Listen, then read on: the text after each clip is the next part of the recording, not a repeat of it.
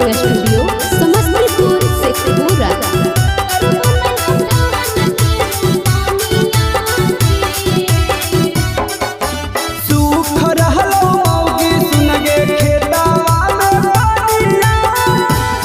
करिए धान के रोपनिया गे सुख रहलो मौगी सुन गे खेतवा में पानिया चल करिए धान के रोपनिया गे दुख तई कमरिया लगतई हथवा में पानिया करबो नहीं हम धान के रोपनिया जी दुख तई कमरिया लगतई हथवा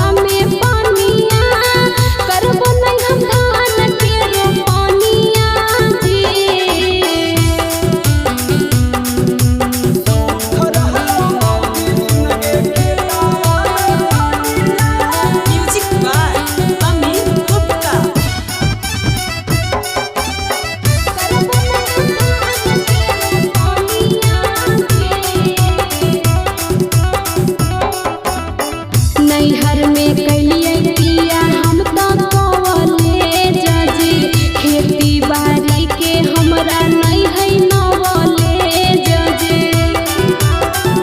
अहे गे करही नहीं मौगी जदी धान के रोपनिया गे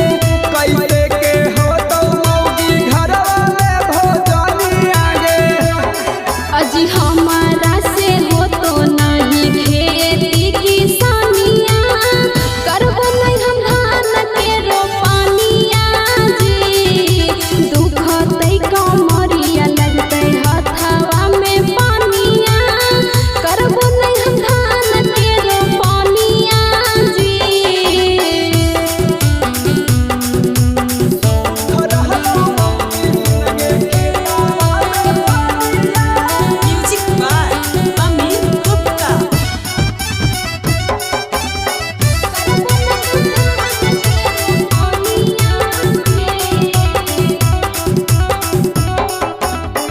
नैहर के हलिया पिया हमें सुकुमारी जी पापा के प्यारी हलिया मम्मी के दुलारी जी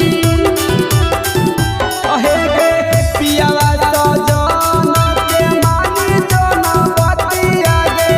रोपी दे धनवा मौगी किनी दे बहुमतिया गे